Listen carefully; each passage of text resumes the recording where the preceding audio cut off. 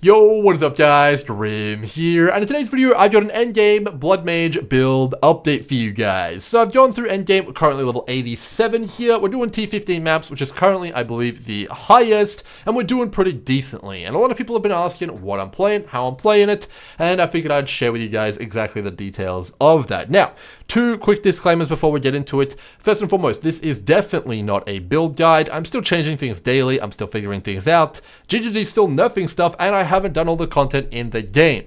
Not even close to it, in fact. The game is pretty damn hard, and even playing as much as I have, with as much knowledge as I have, it's just not that easy. So, I don't want to put out a build guide which can't do all the content, so we're going to wait on that.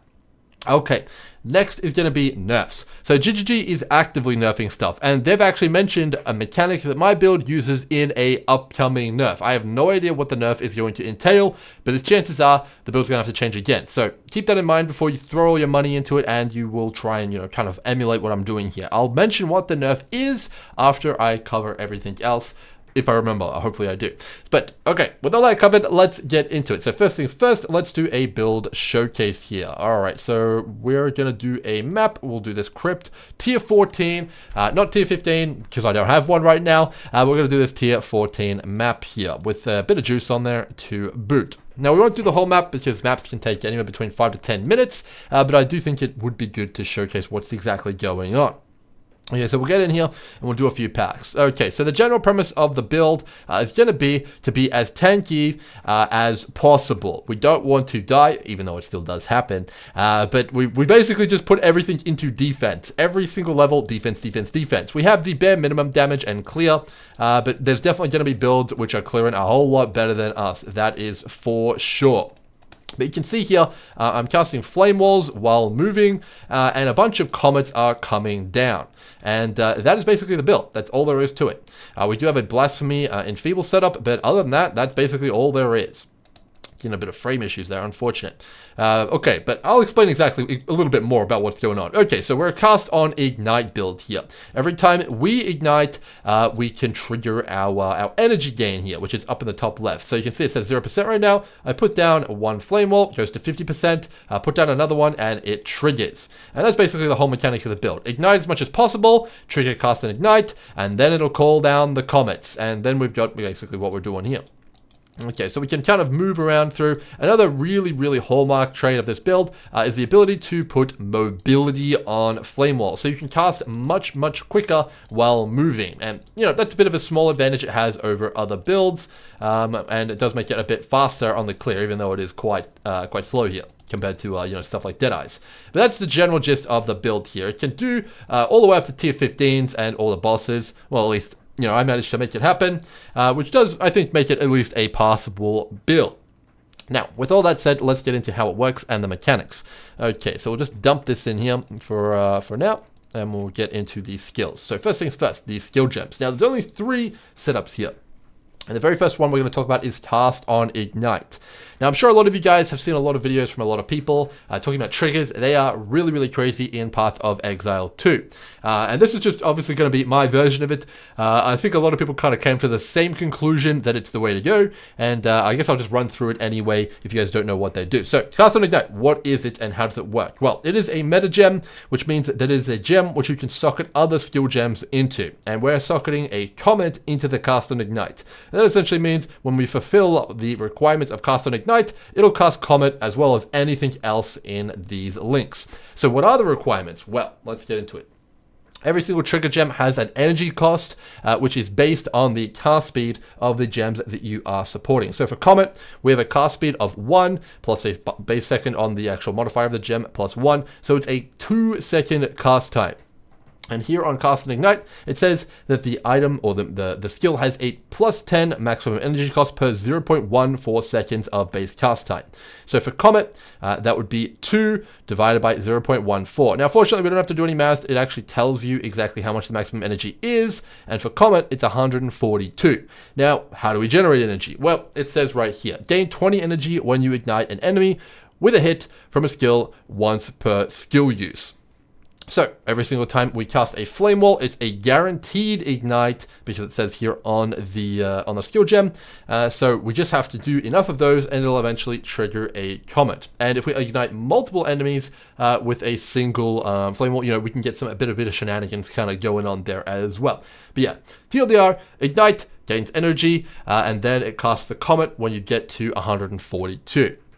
Now, the very first bit of math you guys need to know when you're playing any kind of trigger build is going to be knowing how many casts it takes to trigger, or how many hits. So to do that, all we need to do is 142 divided by the base amount of energy, which is 20 here, and then it tells us that we need 7.1 ignites per comet cast. Now, that's not really any good, in my opinion. You're not going to get crazy damage, and you're not going to get very good clear from that, so we need to up those numbers, man. And that's where the energy gain modifier comes in. You can get this from a lot of different sources, which we'll go into, but this is what you crave. So we can change the equation with that and multiply how much energy we gain per ignite with this stat, and now it becomes 20, in my case, times 3.6. And now we gain 72 energy per ignite, which it just so happens is a very nice breakpoint. We gain a comet every 2 ignites that we inflict. Which is the general premise of the build. And all of these builds are going to have specific breakpoints. You basically want to get to the lowest round number of your breakpoint by doing the maths which I just showed you. Alright, so that is cast on ignite. Now, what do we have linked in there? Well, we have Comet. Comet is currently the best spell to trigger with pretty much all the triggering abilities, and I'm pretty sure everyone is doing so. Hopefully there is some other candidates soon, especially if Comet gets nerfed, but we'll just have to see. So that calls down the big comets. It's got a great base crit. The quality is also base crit, so you can grab that, and I definitely highly recommend checking it out. Another quick note on Cast on Ignite is that the quality on Cast of Ignite is actually increased energy gain modifier. So you can get a bit more of that from just using 4 GCPs on your Cast on Ignite. So that's pretty damn good. So the very next link here is going to be Impetus, which is going to help us get to our Cast on Ignite breakpoints here, which is obviously very important. 40% is a lot, and you can end up swapping this out later if you get really crazy gear to be able to hit your breakpoints without Impetus, or you're playing an Ascendancy that gives extra energy, but I have it in there for now because I don't have that gear. Next is Spell Echo, which gives you a basically double comet, and there's not too many downsides from this either. So the way that the Cast on Ignite works is that because it's base cast speed and not modified cast speed, well, all modifiers to cast speed do not affect cast on triggers. So we're not getting a slower trigger rate by having Spell Echo in here. So we're basically getting double damage with no downside on top of the 30% more area. So this is a crazy support gem. It's just straight up double damage. So you basically have to use this one. It's just too cracked. Next up, similar kind of vein here, we have Considered Casting. Less cast speed doesn't affect us, so it's just 25% more damage. That's crazy. And the last one here is going to be a bit different depending on what kind of class you're playing. For me, it's Inspiration because I have serious issues with mana, so much so that I can't even level up my Comet to max skill gem level. I can't put on gear like plus level of skills on my amulet or anything like that. It is a serious issue, and I'm still actively trying to get more mana regeneration because it's so much of an issue. So yeah, that is where the Cast on Ignite is at. So to trigger that, we're using Flame Wall, as you saw and as we discussed. We're using a level 1 Flame Wall specifically, and that is because the Cast on Ignite gem simply does not care what kind of an Ignite you inflict on the enemy. So it can be a level 1 Ignite, it can be a level 2000 Ignite, it doesn't matter. It's going to be the same. Now, that is going to be the nerf that is incoming, and what I mentioned earlier. They are changing it so that the trigger gems now look at what is triggering them, and we're assuming the energy cost is going to scale based on what that kind of quality of that trigger is. So, if you have an Ignite, which basically does like an Inferno on the boss and just, burns their, life away with a dot cap, well, you'll get like a very good 100% energy on that. But if you have what I'm using right now, a level 1 Flame Wall, which inflicts a very weak Ignite, well, then in theory, you'd get basically no energy at all. And that is the nerf incoming. So, definitely be aware of that. But I think that this knowledge is good enough to learn anyway, and this video is still valuable, even with the nerf. Now, obviously, the build might not work after. We'll have to see. I'll probably make another build video update then. Now, what is on the Flame Wall? Well, first of all, we have spell cascade here to, kind of gets a bit of AoE action there, make our flame wall, kind of hit a larger area. Next up, we have Arcane Tempo, 25% more cast speed on the flame wall, means basically just 25% more triggers of Ignite. And, that's basically a free link, which we don't even have to link to cast an Ignite. We're basically running a 7 link here because of Arcane Tempo. Pretty damn nice.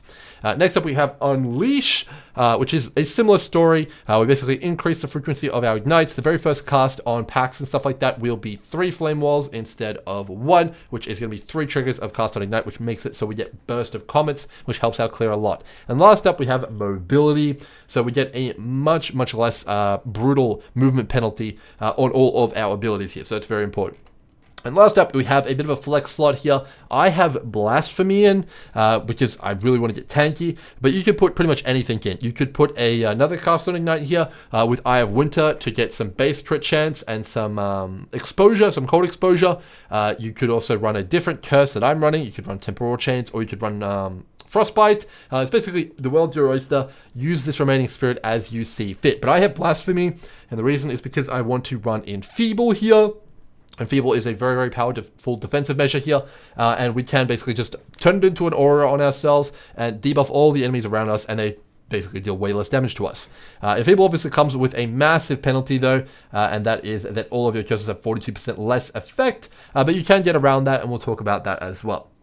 Now we have linked on that 40% more area of effect. Notice that it doesn't have a reservation multiplier on it, so there's no reason you shouldn't put this on your Blasphemy setup because it doesn't increase the spirit cost of this.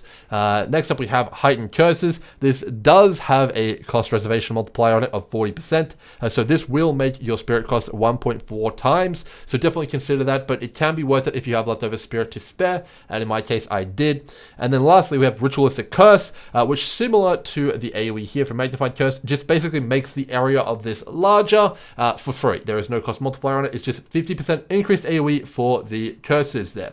And that's basically all my skill gems and how they work. And pretty much the essence of the build. Now, next up, I want to cover the skill tree. Now, this is going to be a bit of a contentious one here because I am playing a Bloodmage. And I was really hyped for Bloodmage, man. I figured it was going to be crazy. And I was, pretty excited at the prospects of Leech here. 10% spell leech. We are, of course, in Endgame. We have done all of the Ascendancy trials, except the last one, which gives you the 4th set of skill points here. But you might notice something. I don't have a single point spec apart from this 3% increase in life node. So why is that, Grimro? Why do you not have an Ascendancy when you're level 87? Take me through that logic. Well, let me tell you the sad tale of the Bloodmage, at least when it pertains to my build and my strategy of play. Unfortunately, the Bloodmage Ascendancy is a bit of a net neutral in terms of allocating its nodes.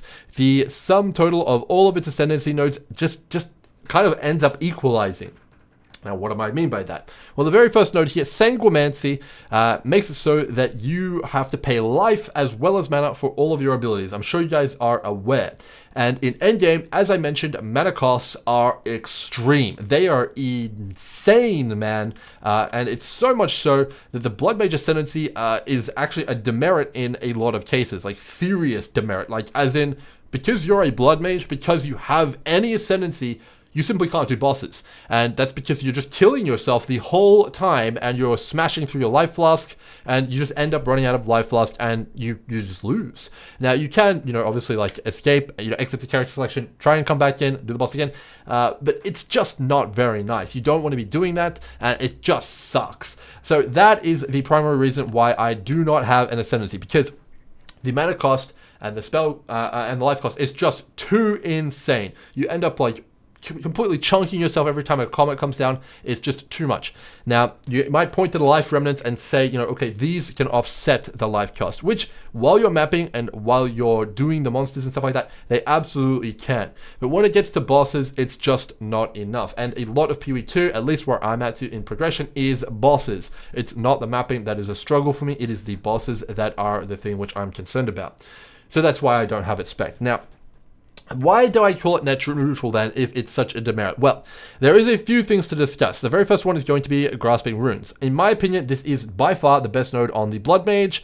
It is just so crazy. Progenesis in PoE1 was absolutely crazy, and Grasping Runes is no different. You get a massive amount of mitigation from this, and it pains me to see that I can't grab it even though I'm a Bloodmage, and it is hidden behind Sanguimancy.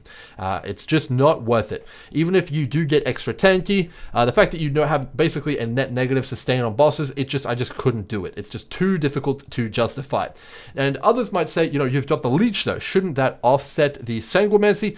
I don't know what's going on with Leech, but it almost feels like it doesn't work. It's like nothing's going on. Now, this could be a number of things. I'm not entirely sure what is happening with the Leech. My current theory is that Leech just doesn't work on triggered skills. I'm not sure if this actually is the case, or if it's intended, or really anything at all. I'm not sure of anything, man.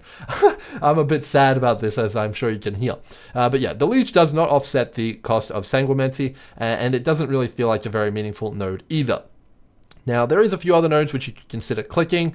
The Curses one isn't so great because Blasphemy is so crazy. The Blood Barbs I haven't really experimented with. Maybe someone else has and it's really good. This node is actually pretty damn decent here, but when we get to the gear, I'll explain why I didn't want to take this, even though it does seem pretty crazy. The crit damage, also not too relevant for the current iteration of the build I'm playing. I'll get to why that is when we get to the tree. And then lastly, we have the base crit chance here. Now, unfortunately for the Blood Mage and the build that we're playing right now, you can actually get 15% base crit on Comet just with its quality alone. So it's really not coming up too good for the Blood Mage here. Now, overall, I'm hoping that they do some buffs to the Blood Mage. I would really appreciate that, please. GGG, anything. We'll take anything at this point.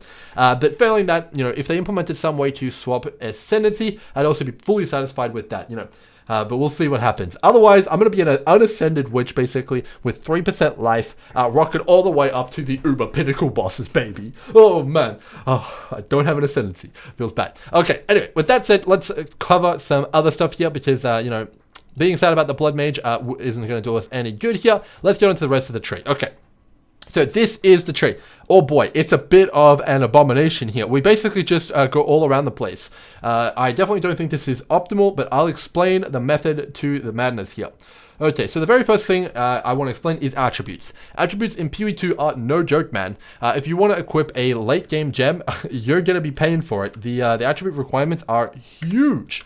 Let's take a look. Comet right now is 170 intelligence, and I have it 215 right now, but that's because of my tree. The general character, at least before I started respecing my tree to go with what I had now, I was really struggling to get enough intelligence.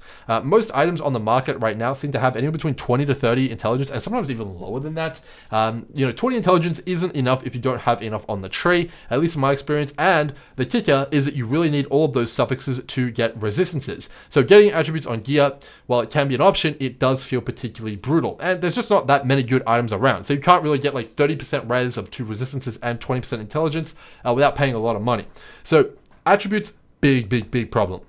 And that is part of the reason I'm pathing all around the place, because I actually treat these travel nodes as very valuable. So that's one part of the equation. The next part of the equation is going to be jewel sockets. So jewel sockets are the most important slot for any trigger-based build. And that's because on jewels there is a modifier called meta skills gain 12% increased energy. Now you can get this stat from other sources. It's actually on the tree itself. But the best way to get it is jewels. And getting from a lower breakpoint to a higher breakpoint, for example, going from a comet every 3 ignites to 2 ignites is a huge damage increase and quality of life increase. So we really want to get that. And that's why I basically have taken all the jewel sockets possible. I think I have about 8 or 9 of them, and we just pass to all of them. Now, another thing with jewel sockets is that their value or perceived value for pretty much every build is just crazy. Most jewel sockets are 3 to 4 points away from any given place on the tree. And if we do a bit of quick math, the attributes alone, let's say it's 3 points travel, and then the 4th point is the jewel socket itself. 3 points travel, 15 attributes is actually pretty decent for the reasons I've just discussed. And then you get a 4 modifier, kind of bucket of things here. And they're exactly what your build needs. You can tailor these to exactly what you want. And in many cases, if you can get 3 mod jewels, it's basically worth it to path to these jewel sockets over other nodes on the tree for the most part. And that is kind of why you see my tree the way it is. I'd much rather take a jewel socket than I would take, critical strike chance, because I can get critical strike chance on the jewel and also other stats I desperately need. Now, this isn't going to be the case for every single build, but it definitely is the case for mine. And that is why we have this completely wacko pathing all over the tree here. Because I just went, okay, where's my next jewel socket? Okay, we need to go for that. And that's exactly what we did. We just went for all the jewel sockets, and that is how I was able to get to such a high number on my increased energy gain from meta skills. And that's why the build feels so cool and effective in the maps. Okay, so that is why the pathing is so crazy, attributes and jewel sockets. So what about the rest? I do have some node spec. Let's talk a little bit about those. So I basically took all of the super duper efficient stuff, which I needed, and mana regeneration. Those are basically the only 2 other things I took. So, of course, mana regeneration, huge problem. So we've taken mana regeneration here. We've taken mana regeneration here, and we've also got mana regeneration and a bit of spell damage per mana up here, as well as some intelligence, because you can never have enough intelligence. It gives mana, and it also gives stat requirements, which we need. And then we've also got reduced cost of skills down here. This one might be a little bit overkill. It really depends on what level your comet is and how much plus level of skills you have on your gear, but we've taken it for now. Now, the other things which you need to note here, and basically the only other nodes I have on the tree here, are going to be the trigger nodes. So this one gives you a ton of damage and energy for the trigger skills, so you got to take that. And this one over here, more energy and more damage. But it also has this one here, 25% chance for trigger skills to refund half their energy spent, which is going to be pretty nice. It's just going to give you a ton more comments. I think it's like 12.5% more damage on average if you actually average it out. But you guys can correct me in the comments if I'm wrong there. So pretty damn nice that we take those. And then we do take some defensive stuff here because we absolutely want to grab that. And the very first stuff here we have is max res. You can never get enough of this stuff. It's just crazy. Block to get as much block as possible here. And then I'm going for some more block down here as well. And I've also anointed block as well down here over there, 12% block there. The last nodes on the tree, which I have taken here, are is the triangle. These nodes are just super duper powerful. They're kind of like just too valuable not to take. You could in theory take them off, but it's just so much damage for free. And also 5% LE res, not to be underestimated. That is quite hard to get on gear right now. And that's the entire tree there. Pretty much everything explained. On jewels, I've definitely been looking for, of course, the meta cost of the skills, so increased energy cost, and also you want to grab cold penetration if you can. Those are the 2 key modifiers there. You can basically ignore all other penetration sources because you have that cold penetration. Pretty damn good. And to round things out here, I'm going to quickly talk about my gear, and then we'll finish off the video. Okay, so first up, wand. We've got extra damage as fire, we've got spell damage, all the usual suspects. But we also have a +4 level of all cold spell skills here. Ugh, mouthful. This is a bit of a double-edged sword. It gives you a ton of damage, but it also increases your mana cost significantly. So if you can't sustain it, get a lower plus level of gems on your wand here. Next, we've got life resist pretty much everywhere. That's pretty much the rest of my entire gear, with the exception of the shield. Now, the shield is a bit special because this is a big defensive piece here. On the shield, you definitely want a high block chance. So you can see 43% here. You ideally also want to get additional physical damage reduction. And then on top of that, if you can, you'd want maximum resistances. Now, I don't personally have the maximum resistances yet, but that's what I would be looking for next. The amulet also does have a special modifier on it. We do have 47 spirit here. Just a 1 spirit roll here allows you to put on your additional auras. So that is why I have that there. And lastly, we have Cloak of Flame here. Cloak of Flame is just a crazy defensive option. It is Vald. So 48% of physical damage taken is going to be converted to fire, which then passes through our resistances. And then the remaining physical damage goes through our armor and physical damage reduction. But because the hit is smaller, it is definitely a lot easier to mitigate. Overall, I'm a big fan of Cloak of Flame, and I highly recommend it if you're having trouble with physical. It's way, way, way better on an Infernalist, but it's still pretty good on a Bloodmage as well. That's pretty much all of the gear. I'll just quickly hover these so you guys can copy it if you want. Like this, all the way through, and you guys can check all that gear out as you want. Alright, so closing thoughts. What do I think about the build? It's pretty damn good for clear, and the boss damage is okay, but I don't expect the boss damage to be good enough for the ultimate endgame, because I spec'd in a few nodes on the Atlas passive tree, and oh man, did it get tanky. right here. Specking any of these is going to make it super duper intense, at least for me right now, and I can't even imagine how hard it's going to get when I spec all of these things in, so we're going to be getting a ton more damage. But at the same time, I'm still sometimes dying in T15 maps, so I'm going to have to get more defense as well. So we just need basically more of everything, and then we've also got the nerf coming. So yeah, definitely pretty hard right now, but hopefully this gives you guys some ideas, and until next time, I'll see you guys then. Bye.